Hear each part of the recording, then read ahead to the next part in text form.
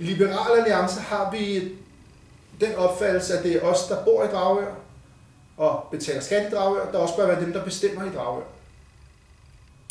Derfor går vi meget ind for byens selvstændighed, og vi går ind for, at en ansvarlig økonomisk politik og en vækstorienteret politik er det, der skal være med til at sikre vores selvstændighed.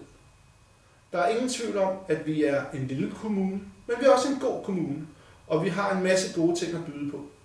Så vi skal være bedre til at tiltrække nye erhvervsvirksomheder. Vi skal være bedre til at tiltrække tilflyttere til byen.